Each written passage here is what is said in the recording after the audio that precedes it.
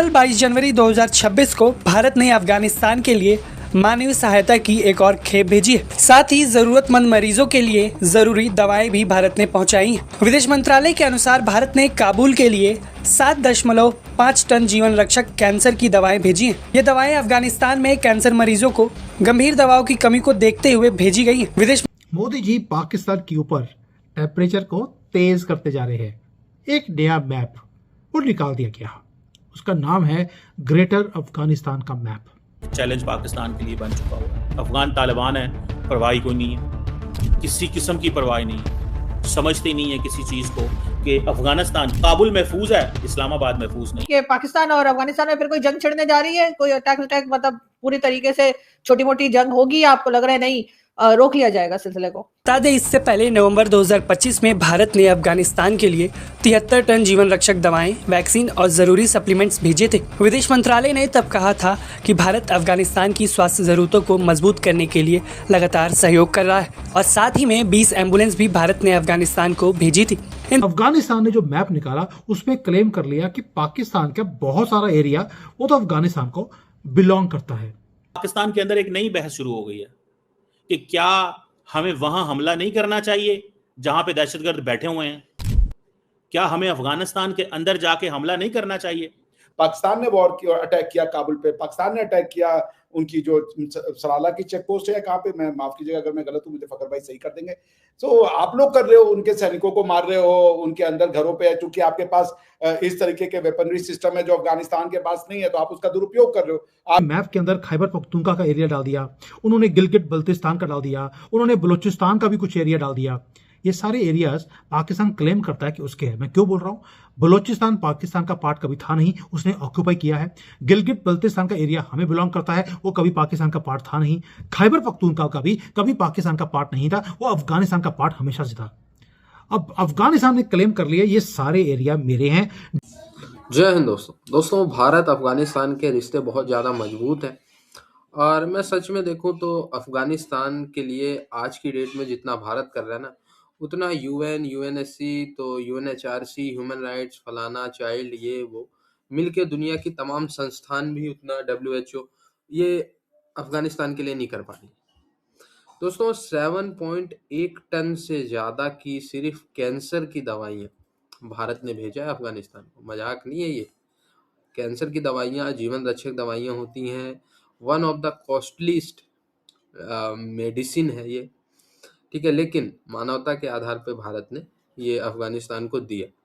अभी भारत में भी लाखों ऐसे पेशेंट हैं जो ये दवाई बहुत मुश्किल से खरीद पाते हैं, पर फिर भी भारत ने अपने लोगों को थोड़ा सा मार्जिन देके अफगानिस्तान को ये दवाइयाँ भेजी, फ्री ऑफ कॉस्ट। कुछ लोग कह रहे हैं और इसको लेकर नेगेटिव खबर चला रहे हैं, पर मैंने देखा कि ये फ्री ऑफ कॉस्ट नहीं है। इसके लिए भारत सरकार कुछ चार्ज लेगा, बहुत मिनिमल चार्ज, जो इस दवाइयों को बनाने में, प्रोड्यूस करने में, और शुल्क के रूप में जो निर्यात शुल्क, आप किसी देश में जाए वहाँ से फिर ये शिपिंग जो चार्जेज होते हैं, ये सब मिला के भारत ने एज अ जेस्चर ये पहुँचाया है, ठीक है। बहुत लो कॉस्ट, जैसे आप कहें कैंसर की दवा 100 रुपये में आती है, तो वो कैंसर की दवा अफगानी भाइयों को आप समझ ले फ्री में ही पड़ गई, 2-3 रुपए फ्री, ये समझे आप। और इसको लेके अब अफगानिस्तान के जो तालिबान के जो हेल्थ मिनिस्टर है, वो भारत का बहुत ज़्यादा आभार प्रकट करें कि आज भारत ना हो तो फिर हमारा तो कोई ध्यान रखने वाला ही। और मैं पाकिस्तान कह रहा है कि जी ये तो सब आतंकवादी और ये तो हमें मार रहे हैं, इन पे यूएन और क्या क्या भारत इनका साथ दे रहा है, भारत इनको वेपन, भाई दवाइयाँ भी पाकिस्तानियों को वेपन लग रही है। कैंसर की दवा 41-47 की गोली लग रही है इनको, तो ये हालात है इनके। अफगानिस्तान ने प्रूव कर दिया आपको कि वो अब लेकर रहेंगे। ड्यूरल लैंड को खत्म कर दिया, उन्होंने गुहार लगानी शुरू कर दी है कि पीओके आपका पार्ट है, वी स्टैंड विद यू। तभी उन्होंने ड्यूरल लैंड को इरेज कर दिया मैप के ऊपर। और पाकिस्तान का रिएक्शन, इमीडिएट रिएक्शन आया जैसे ही मैप निकला है। ये तो डेलिबरेट प्रोवोकेशन है, अफगानिस्तान की तरफ से भारत करवा रहा है, ये राह की साजिश है। चलिए, राह की साजिश इसमें आ गई। और भाई सुमित जैन की साजिश है, क्या कर लोगे? मेरे पास यहाँ पे आओगे, मैं किडनी निकाल लूंगा तुम्हारी, इसलिए ये बेचारे आते नहीं है। और ये जो पाकिस्तान वरिड है, ये बनना बनता भी है। रीजन ये है कि अभी 3-4 दिन पहले जब बांग्लादेश ने एक मैप निकाला था, यही मूव पाकिस्तान जनरल के सामने, ग्रेटर बांग्लादेश का मैप, जिसमें भारत का पार्ट उस पर दिखाया गया, तब तो बड़े भंगड़े डल रहे थे। मेरे वीडियोस में आकर इन्होंने, पाकिस्तानियों ने कमेंट डाले, और अब ना आप बचा नहीं सकते अपने 7 सिस्टर्स को, ये हम ले जाएंगे। और हमारे कोई बिके हुए यूट्यूबर्स ने एक वो छोड़ दिया कि जी भारत ने जो 22 किलोमीटर का हमारा जो चिकन नेक है उसको एक्सपैंड करके 60 किलोमीटर कर लिया है। ऐसा कुछ भी हुआ नहीं है। इसलिए बोल रहा हूं, प्लीज सतर्क रहिए कि जो फेक न्यूज देते हैं, क्योंकि आईएसआई से पैसे लेकर ये ऐसी वीडियोस जान के बनाई जाती हैं। और यही लोग हैं जो बोलते हैं हमें पीओके नहीं लेना चाहिए, वहां पर तो जिहादी हैं, वो हमारे आएंगे, हमारे तो भारत के अंदर ही इतने ज्यादा हैं, 25-30 लाख और आ जाएंगे। ये आईएसआई से पैसे मिलते हैं इनको, ये सारी बातें बोलने के लिए। एक नैरेटिव को क्रिएट किया जा रहा है कि आप पीओके को भूल जाओ, यानी कि कश्मीर को पाकिस्तान भूल नहीं सकता, लेकिन हमें बोला जाता है आप पीओके भूल जाओ। आप सोच रहे हैं? प्लीज अंडरस्टैंड ये गेम्स क्या हैं। ये पाकिस्तान से पैसे लेकर ऐसी बातें बोल सकते हैं, अदरवाइज भारतीय कोई भी ये बात कभी नहीं बोल सकता हमें पीओके नहीं लेना चाहिए। और भाई स्ट्रेटजी है हर चीज की। आप 5 किलोमीटर ले लीजिए और वहां पे उनको बोलिए चुप बाहर निकलो, ये हमारा एरिया है, और इनको धक्के मार के, इनको जो पाकिस्तान का पंजाबी एरिया है उसमें धक्के मार के वापस भेज दीजिए, और आहिस्ता आहिस्ता पीओके अपना लेते जाइए। कौन रोकता है आपको? सब चीजों के तरीके हैं। मैं आईएसआई के से पैसे लिए हुए एजेंट्स को मैं एक्सपोज हर रोज करता रहूंगा, छोड़ने वाला नहीं हूं। दोस्तों अब आते हैं इसके ऊपर दोबारा से कि टारगेट पाकिस्तान है। ये कोऑर्डिनेशन जो अफगानियों ने हमारे साथ करना शुरू कर दिया, ये गेम चेंजर है हमारे लिए भी और पाकिस्तान के लिए भी। अब आप थोड़ा सोच के देखिए, अफगानिस्तान सिर्फ टेरिटोरियल क्लेम्स कर रहा है आपको लगता है, या कुछ स्ट्रेटेजिक मूव्स भी कर रहा है भारत की तरफ? आप डेवलपमेंट्स देखिए पिछले 1-2 हफ्तों की। वकान कॉरिडोर का प्रपोजल ऑलरेडी अफगानिस्तान ने हमें दे दिया कि वो कनेक्ट करना चाहते हैं अपने एरिया को भारत के साथ, और वो पाकिस्तान को बाईपास करना चाहते हैं। वो चाहते नहीं है कि उनके जूते जो हैं पाकिस्तान की गंदी धरती के ऊपर भी पड़े, वो मिट्टी भी अपने जूतों पे लगाना नहीं चाहते। इसलिए उन्होंने बागराम एयरबेस को हमें दे दिया। भारत का झंडा वहां पे आज लहरा दिया गया है।